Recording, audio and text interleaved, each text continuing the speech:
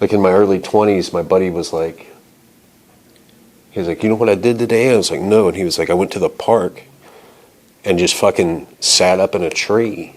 And I'm like, you went to the park, you went up, climbed a tree, and you just sat there. You just sat there. He's like, yeah. You know why I did that? I'm like, I had no idea. And he goes, because people never look up. And it's true. They never look up, you know. They also don't look at reflections because they don't give a fuck. They don't look at the fucking sky because they take it for granted it's always fucking there. They don't look at water because water's always fucking there. But there's all this shit in there, man. It's all over the place. And it was just like that completely changed my photography. I grew up pretty far out in the country, pretty secluded. Single wide trailer, had a barn in the back, you know, a couple horses, and went to school and whatnot. And eventually my mother got a job in Huntington. And then about 13, I saw some kids skating and got into skating because of Huntington. And then when I was 17, I moved over here. Skating was the big one that kind of brought everything else into focus and made me more of like, when I wasn't skating, I was doing something else. I was painting, I was taking photographs, or after a while I was anyway. And yeah, skateboarding was a huge part of it. My entire creative, yeah. Well,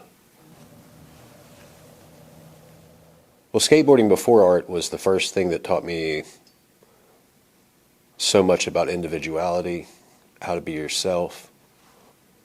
That first and foremost, and also be a part of a community that was, you know, looked at upon common society as kind of miscreants and shit like that. I seriously started taking pictures about 2011. Like, I always had a camera from then,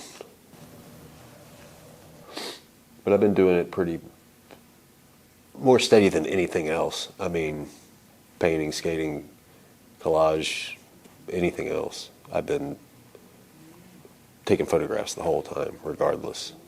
More so often these days, I find inspiration just in a singular thing. Like, it's usually just something that's so mundane, but somehow inspiring. I'm more inspired by just little weird whatsits and like things like that than I am classical anything in a sense, you know. I think what it is your first intention is you're creating something for yourself. That's why you're doing it, right? But I think at the end of the day, again, it's you make your work because you need to get something out. You need to tell anybody something, you know, even telling yourself something, giving yourself something to look at, and, you know, you can be proud of things and look at them and be like, that's good. There's nothing wrong with that. That's not braggadocio. I think that's just being healthy and trying to achieve that and trying to get that just right there in the window, man. Just, you know, the perfect thing. The perfect thing. Sometimes, you know, someone will hit me up and be like, well, I'm in a rut and I don't know what to do.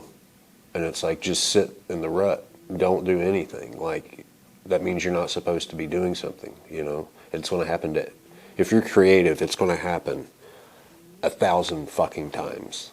It's going to happen all the time. And you'll think something is wrong with you. It's like, fuck, I don't, where's it at?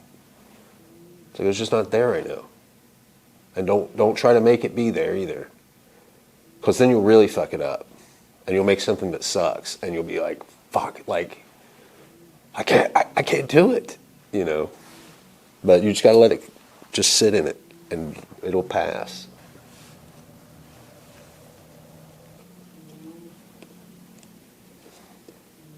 I get inspired by this cup. I'm not even kidding. I mean, I'm happy to be holding this, you know what I mean?